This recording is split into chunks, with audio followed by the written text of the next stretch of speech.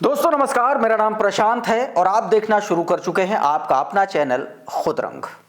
दोस्तों आज के इस वीडियो में एक बड़ा खुलासा आपको मैं बताने जा रहा हूं। एक खुलासा उन्नाव रेप कांड से जुड़ा हुआ कुलदीप सिंह सेंगर को बचाने के लिए किस तरीके से उत्तर प्रदेश में योगी आदित्यनाथ की सरकार का एक नुमाइंदा, उत्तर प्रदेश पुलिस का एक आईपीएस अफसर, उन्नाव का तत्कालीन एसपी पुलिस अधीक्षक कैसे सेंगर के पक्ष में उन गवाहों पर दबाव बना रहा था बयान न देने के लिए सेंगर के खिलाफ, और उसके लिए वो व्यक्ति हर हद तक गुजर गया। और यह खुलासा खुद उस पत्रकार ने किया है जो सीबीआई की तरफ से गवाह है सेंगर के कृत्यों के खिलाफ, उत्तर प्रदेश और उन्नाव पुलिस के कुकृत्यों के खिलाफ। आज उसी को लेकर के मैं आपको खबर बताऊंगा कैसे दिल्ली हाईकोर्ट के बाद अब पीड़िता और तमाम सारी महिलाओं ने संसद घेर लिया है, संसद भवन का घेराव किया है और धरने पर बैठ गई हैं। और वहां भी अमित शाह के पुलिस जोर जबरदस्ती कर रही है सेंगर को बचाने के लिए, सेंगर के खिलाफ हर उठती आवाज को दबाने के लिए अमित शाह द्वारा संचालित दिल्ली की पुलिस महिलाओं को दबाने की कोशिश कर रही है। वो तस्वीर भी मैं आपको दिखाने की कोशिश करूंगा और इसके अलावा और भी तमाम सारी बड़ी खबरें। लेकिन सबसे पहले मैं चाहता हूं पत्रकार का ये एक एप्लीकेशन जो उसने सीधे तौर पर लिखी है और उसमें पूरी अपनी कहानी बनाई है। देखिए जरा, ये भारत के मुख्य न्यायाधीश chief justice of India justice Suryakant के लिए भेजी गई ये एप्लीकेशन। इसमें पूरी तरीके से लिखा है, क्या बताया गया देखिए, सेकंड पैरा से देखिए, बताया गया सुप्रीम कोर्ट के आदेश पर सरकारी सुरक्षा दी गई थी, 12 जुलाई तक प्राप्त थी, 12 जुलाई तक। वीरेंद्र यादव नाम है पत्रकार का जिसने ये पूरी की पूरी एप्लीकेशन लिखी है chief justice of India, Supreme Court के chief justice of India justice Suryakant को लेकर के। बताया गया कि सीबीआई ने सरकारी गवाह बना करके पत्रकार को सुनवाई के दौरान स्पेशल कोर्ट में गवाही भी कराई थी, और गवाही कराई थी। और इसके अलावा आप देखिए, यह भी बताया कि 29 अगस्त 2025 को प्रार्थी यानी कि पत्रकार जो है सुबह 11 बजे, अगस्त की बात है, सुबह 11 बजे वो रोजाना की तरह लखनऊ ऑफिस जाने के लिए अपने निकला था। लखनऊ में उसका ऑफिस है, ऑफिस जाने के लिए निकले थे वीरेंद्र, और उनको जो है सादी वर्दी में सिविल ड्रेस में पुलिस वालों ने रोक लिया। फिर उसके बाद उनको ले जाया गया और वहां से ये बताया गया उनको जेल भेज दिया गया। पूरी कहानी मैं आपको, ये बहुत सब एक एक चीज इसमें है, अगर मैं एक एक अक्षर से आपको बताऊंगा पढ़ूंगा तो बहुत लंबा टाइम जाएगा। मैं आपको शॉर्ट में बताता हूं। ये जरा ट्वीट देखिए, आपकी स्क्रीन पर देखिए कैसे पूरा का पूरा छल और प्रपंच रचा गया उस पत्रकार के खिलाफ जिसने पीड़िता की आवाज को मजबूत किया। और इसी को लेकर के सत्येंद्र कुमार एक ट्वीट कर रहे हैं, आपकी स्क्रीन पर जरा देखिए। बताया गया उन्नाव रेप कांड में उस योद्धा को लोग भूल गए जिसकी वजह से पीड़िता को इंसाफ मिला। सुप्रीम कोर्ट ने पुलिस की सुरक्षा दी, फिर भी उसकी जिंदगी संकट पे है। उन्नाव के पत्रकार वीरेंद्र यादव ने जान की परवाह किए बिना रिपोर्टिंग की, सीबीआई ने गवाह बनाया लेकिन उन्हें फंसा करके जेल भेज दिया गया। 50 दिन जेल में रहने के बाद जब पत्रकार वीरेंद्र यादव बाहर आए तो आईपीएस दीपक भूकर जो मौजूदा वक्त में अभी प्रतापगढ़ में तैनात बताए जाते हैं, तत्कालीन आईपीएस दीपक भूकर पर गंभीर आरोप लगाया।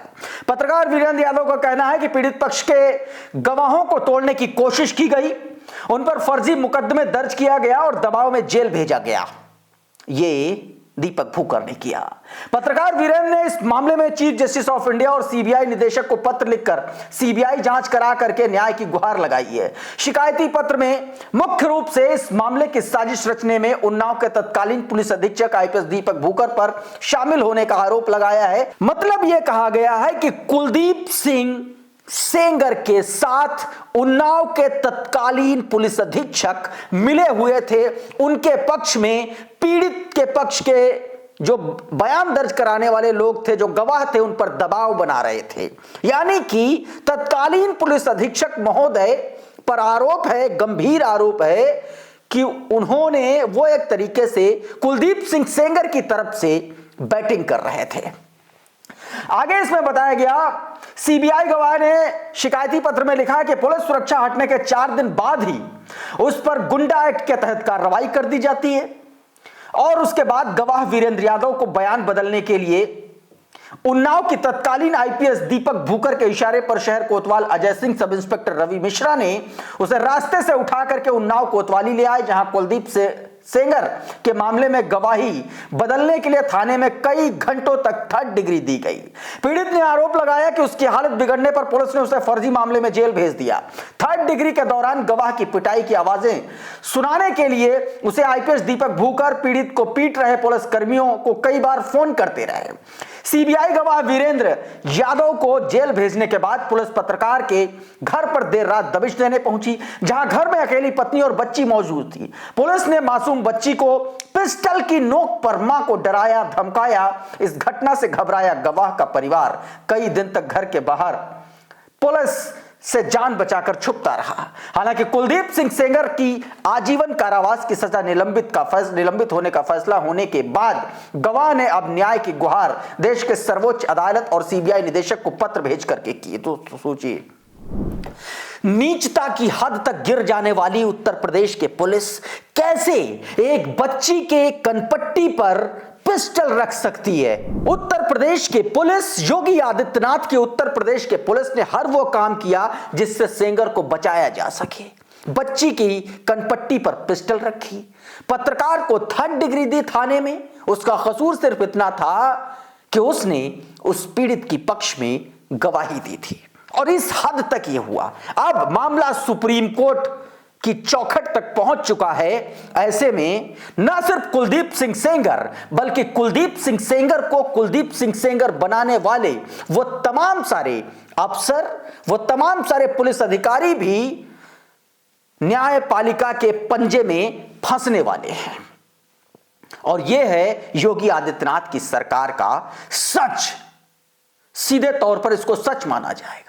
आपको पता है कि उसको न्याय कब मिला था उस पीड़िता को? जब वो आत्मदाह करने योगी आदित्यनाथ के 5 कालिदास मार्ग के बाहर आ गई थी। उसके बाद सरकार जागी थी।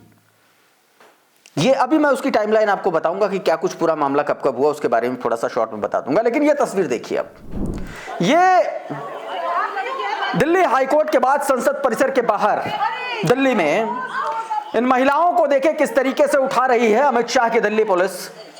यह सिर्फ शांतिपूर्ण तरीके से अपने हक की मांग कर रही थी, उस पीड़िता को न्याय दिलाने की मांग कर रही थी। लेकिन वहां से भी दिल्ली की पुलिस आवाज को दबाते हुए वहां से इन महिलाओं को देखे किस तरीके से टांग ले गई है।